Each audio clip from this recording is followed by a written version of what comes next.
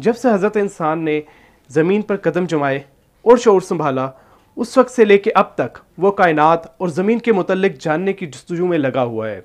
वो ये जानना चाहता है कि आया कि वो जिस कैद खाने में कैद है तो इसका वजूद कैसे हुआ, हमारे ऊपर मौजूद आसमान इतना खूबसूरत कैसे है। इसके अलावा वो ये जानने की भी जस्तजू में है कि क्या हम कभी कायनात के किनारों से निकल सकेंगे या ये कायनात लामुतनाई है। आज की कायनाती जस्तजू की किस्त के अंदर हम इसी मुतालिक बात करेंगे और जानने की कोशिश करेंगे कि हमारी कायनात का वजूद कैसे हुआ। इसके अलावा हमें कैसे मालूम है कि हमारी कायनात 13.8 अरब साल पुरानी है। आप देख रहे हैं कायनाती जस्तजू और मैं हूँ मोहम्मद शाहज़ेब सिद्दीकी।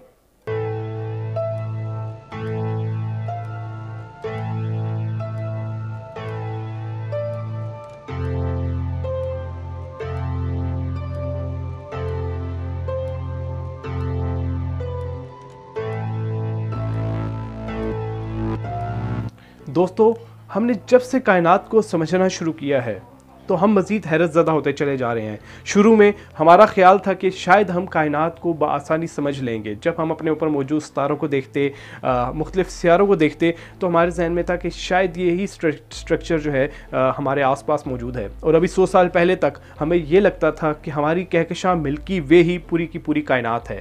बकाया जो कहकशाएँ हमें आम आँख से या हमें टेलीस्कोप से या दूरबीन के ज़रिए कोई दिखाई देती थी तो उन्हें हम समझते थे कि नेब्यूला है, ये मुख्तलिफ़ सितारों के ग्रुप्स हैं। लेकिन अब हमें जाके मालूम हो चुका है कि ये तमाम की तमाम हमारी कहकशां की तरह की ही कहकशाएँ हैं, और बल्कि कुछ ऐसी भी कहकशाएँ हैं जो हमारी कहकशां से बहुत बड़ी है। हमारा अंदाज़ा है कि हमारी कहकशां के अंदर तकरीबन 400 अरब सितारे हैं। तो हमें जो हमारी पड़ोसी कहकशां है तो उसके मुतालिक हमारा अब ये गुमान है कि शायद वहाँ पे 1000 अरब सितारे मौजूद हैं। ये हम कैसे मालूम करते हैं कि वहाँ पे कैसे इतने ज़्यादा सितारे मौजूद हैं? तो हम किसी भी कहकशां का मैस मालूम करते हैं और हम अपने सूरज का मैस देखते हैं तो हम एक अंदाज़ा लगाते हैं कि हम उस कहकशां का मैस हमारे इतने सूरजों के बराबर है। तो हम इसके ज़रिए हम मालूम कर लेते हैं कि शायद उस कहकशां के अंदर इतने अरब सितारे मौजूद होंगे। अब जब कहकशां के मुतालिक बात की जाती है तो हमें मालूम है कि हमारी कायनात के अंदर तकरीबन 2000 अरब कहकशाएँ अंदाज़ा है कि मौजूद होंगी। तो फिर ये सवाल पैदा होता है कि हमारी कायनात का वजूद कैसे हुआ। ये बहुत इंटरेस्टिंग सवाल इस लिहाज से है कि अगर हम कायनात के वजूद के मुतालिक जान जाएँ तो हमें अपना ओरिजिन मालूम हो जाएगा, हमें अपनी शायद यहाँ मौजूद होने की वजह मालूम हो जाएगी। तो जब भी कभी कायनात के वजूद के मुतालिक बात की जाती है तो बिग बैंग एक ऐसा नज़रिया है जो मुख्तलिफ़ मुशाहिदात से इस वक्त साबित शुदा है, और हमें मालूम है कि जो हमें कायनात की बनने के मुतालिक बहुत अच्छे तरीके से एक तस्वीर पेश करता है। बिग बैंग के मुतालिक जो है आज से हमें तकरीबन 60 से 70 साल पहले मालूम हुआ। आज से 100 साल पहले तक हमें ये मालूम नहीं था कि कायनात फैलती है। हम ये समझते थे कि जितनी भी सितारे हैं, कायनात है, ये जो है रुकी हुई है, ये फैल नहीं रही। लेकिन एडविन हबल ने जो है रेड शिफ्ट के ज़रिए मालूम किया और बताया कि नहीं, जो कायनात है वो रुकी हुई नहीं है बल्कि वो फैलती चली जा रही है। जिसके बाद हमें बिग बैंग नज़रिए का सहारा लेना पड़ गया। उसके पहले जो है साइंसदानों का ये ख्याल था कि कायनात ना कभी वजूद में आई ना कभी ख़त्म होगी। लेकिन बिग बैंग नज़रिया जब उन्होंने फैलते हुए देखा एडविन हबल ने कायनात को, तो उसके बाद बिग बैंग नज़रिया जो है वो मजबूत होता चला गया, क्योंकि हमें मालूम हो गया कि ये जो कायनातें हैं अगर आज फैल रही हैं तो शायद कभी माजी के अंदर आपस में मिली भी होंगी। तो इस हवाले से जब हम लोगों ने मज़ीद तहकीकात की तो हमें ये मालूम हुआ कि जो हमारी खला है ये दरअसल हकीकी खला नहीं है। हकीकी खला क्या होती है कि एक ऐसी खला जिसके अंदर किसी किस्म के ज़रात मौजूद ना हो। तो जब साइंसदानों ने हमारी कायनात की खला के ऊपर जो है जब तहकीक की तो मालूम हुआ कि ये जो खला है ये दरअसल खाली नहीं है बल्कि क्वांटम ज़रात से भरी पड़ी है, जिन्हें हम क्वांटम फ्लक्चुएशंस भी कहते हैं।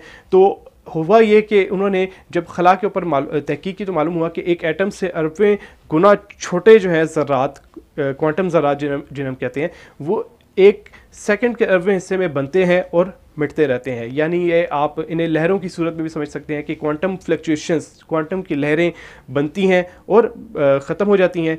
तो साइंसदानों का अंदाज़ा हुआ कि हो सकता है कि आज से 13.8 अरब साल पहले एक ऐसा ही कोई खला मौजूद हो और इन्फिनिट हो, और उस खला के अंदर क्वांटम फ्लक्चुएशंस जो हैं उसके अंदर इन्फ्लेटॉन नामी कोई ज़र्रा है जिसने जो है उन क्वांटम फ्लक्चुएशंस को बढ़ा दिया और बढ़ा के माइक्रो लेवल तक कर दिया। जब कोई चीज़ माइक्रो लेवल तक आ जाती है तो हमें मालूम है कि वो फिर वापस अदम में लौट नहीं सकती, तो जिसकी वजह से कायनात जो है वो वापस अदम में लौट ना सकी और ये हमारे पास क्वांटम फ्लक्चुएशंस की वजह से हमारी पूरी कायनात बन गई। तो ये एक नज़रिया है जो एक्सेप्ट किया जाता है अभी के बिग बैंग को, जो साबित करता है, और इसके बाद इसके अंदर डार्क एनर्जी ने इसके अंदर फैलाव पैदा किया और आज जितनी भी कहकशाएं हैं ये एक दूसरे से दूर चली जाती जा रही हैं। बिग बैंग का मुशाहदाती सबूत जो है हमें कॉस्मिक माइक्रोवेव बैकग्राउंड रेडिएशंस की सूरत में मिल गया, हमें कायनात के फैलाव के मुतालिक जानकर हुआ। बिग बैंग ने हमें बताया कि तकरीबन 13.8 अरब साल पहले कायनात वजूद में आई। तो जब हम मुशाहदात करते हैं टेलीस्कोप्स के ज़रिए, भारी से भारी टेलीस्कोप्स के ज़रिए, तो हमें 13.8 अरब साल पुरानी अभी कोई कहकशां दिखाई नहीं दी, लेकिन उससे करीब 13.7 अरब साल तक हमें कहकशाएँ दिखाई दी हैं। और इतनी दूर जो जितनी भी कहकशाएं हम देखते हैं वो तकरीबन जवान है। इसका मतलब है 13.7 अरब साल पहले हमारी कायनात जवानी के मराइल में थी, उस वक्त कायनातें बन रही थी, सितारे वजूद में आ रहे थे। तो लिहाजा बहुत से मुशाहिदात हैं जो बिग बैंग को साबित करते हैं। इसके अलावा ये पूछा जाता है कि बिग बैंग जो है हमें कैसे मालूम है कि 13.8 अरब साल पहले हुआ। तो इसके लिए जो है साइंसदानों ने मुख्तलिफ तरीक़ाकार अपनाए। साइंसदानों ने एक तो तरीक़ाकार ये था कि जो कायनात है इसकी वस्तुओं को देखा जाता, उसके बाद ये नोट किया जाता कि हमारी कायनात किस रफ्तार से फैल रही है। तो ये रफ्तार जब साइंसदानों ने नोट की तो उन्होंने सबसे पहले ये किया कि उन्होंने ये चेक किया कि अगर हम रिवर्स करें इस सब को तो हमें कितना टाइम लगेगा कायनात को एक नुक्ते में बंद करने के लिए। तो इसका हमें जवाब मिला तकरीबन 9 अरब साल। तो यकीनन ये जवाब सही नहीं था। उसकी वजह ये थी कि हमें तकरीबन 20-25 साल पहले मालूम हुआ है कि हमारी जो कायनात है इसके फैलाव की रफ्तार दिन ब दिन बढ़ती चली जा रही है। तो अगर इसकी रफ्तार पहले से ज़्यादा हो रही है तो इसका मतलब है कि माजी के अंदर कायनात के फैलाव की रफ्तार कम रही होगी। तो जिसका मतलब है कि यकीनन जो हमारा जवाब था वो 9 अरब साल नहीं था। फिर इसके बाद एक और मसला आया कि हमें मालूम है कि हम अपनी कायनात के वस्तुओं के मुतालिक नहीं जानते। हम ये नहीं जानते कि हमारी जो कायनात है उसके किनारे कहाँ पे वाक़े हैं। हम जो है तकरीबन 14 अरब नूरी साल दूर तक तो हम देख सकते हैं, लेकिन इससे ज़्यादा दूर हम नहीं देख सकते क्योंकि कायनात को बने हुए इससे ज़्यादा अरसा नहीं हुआ। तो इससे ज़्यादा दूर हम चूँकि नहीं देख सकते, लिहाजा हमें नहीं मालूम कि हमारी कायनात कितनी वसी है। तो लिहाजा जब ये सोचा गया कि चूँकि हमें कायनात की एग्जैक्ट साइज़ नहीं मालूम, तो लिहाजा हम कायनात के इस तरीक़ाकार के ज़रिए हम कायनात की उम्र भी सही मालूम नहीं कर सकते। ये वजह कि कायनात के साइज़ के मुतालिक भी डिफरेंट कैलकुलेशन सामने आती रहीं। इस वक्त जो हमारा अंदाज़ा है कि जो कायनात जिस हिसाब से जो फैली है, जो हमें तकरीबन 13.7 अरब नूरी साल दूर जो कहकशां दिखाई दे रही है, वो इस वक्त हमसे 93 अरब नूरी साल दूर जा चुकी होगी। लिहाजा इससे ज़्यादा आगे कायनात कितनी वसी है हमें नहीं मालूम। लेकिन इसका एक और तरीक़ाकार साइंसदानों ने दरियाफ़्त किया। साइंसदानों ने आज से तकरीबन 10 साल पहले कुछ सैटेलाइट्स भेजी जिन्होंने कायनात का नक्शा तैयार किया। कायनात के अंदर एक कॉस्मिक माइक्रोवेव बैकग्राउंड रेडिएशंस के नाम से एक लहरें हैं जो पूरी कायनात के अंदर फैली हुई हैं। इस लहरों को साइंसदानों ने स्टडी किया और मालूम हुआ कि इनका जो दर्जा हरारत है वो तकरीबन -270 डिग्री सेंटीग्रेड के लगभग है। तो इससे हमें अंदाज़ा हुआ कि हमारी जो कायनात है इसका दर्जा हरारत तकरीबन -270 डिग्री सेंटीग्रेड है। अब हमें ये बिग बैंग के ज़रिए मालूम है कि जो कॉस्मिक माइक्रोवेव बैकग्राउंड रेडिएशन है ये वो पहली रोशनी थी जो बिग बैंग के बाद फूटी थी। और हमें ये भी मालूम है कि जो हाइड्रोजन का एटम है वो तकरीबन 3000 डिग्री सेंटीग्रेड के ऊपर जाके हाइड्रोजन के एटम स्टेबल होना शुरू होते हैं और वो मिल के हाइड्रोजन का एटम जैसे बनता है तो उसके बाद रोशनी पैदा होती है। तो लिहाजा हमें मालूम है बिग बैंग नज़रिया ये बताता है कि बिग बैंग के तकरीबन 3,80,000 साल बाद हमारी कायनात इस हद तक शफाफ हो गई थी कि इसके अंदर धुएं के बादल छटना शुरू हो गए। इलेक्ट्रॉन प्रोटॉन जो आज़ादाना मूव कर रहे थे तो उन्होंने मिल के सबसे पहले हाइड्रोजन बनाई।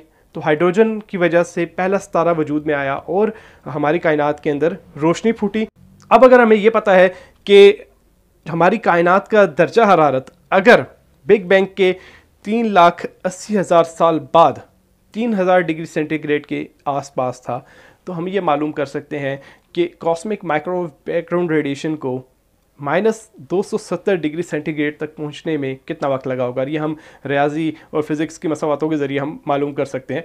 और इन मसावातों के ज़रिए जब साइंसदानों ने कायनात की उम्र मालूम करना चाहिए, उन्हें मालूम करना चाहा कि कायनात को कितना अरसा लगा कि ये इतनी ज़्यादा फैल कर इतनी वसी होगी कि जो कॉस्मिक माइक्रोवेव बैकग्राउंड रेडिएशन है इनको 3000 डिग्री सेंटीग्रेड से -270 डिग्री सेंटीग्रेड तक पहुंचने में कितना वक्त लगा होगा। तो हमारे पास जवाब आया तकरीबन 13.8 अरब साल के आसपास। इसमें भी अभी तकरीबन 10 करोड़ साल का डिफरेंस हो सकता है, यानी हो भी सकता है कि हमारी कायनात 13.7 अरब साल पुरानी हो, ये भी हो सकता है हमारी कायनात 13.9 अरब साल पुरानी हो।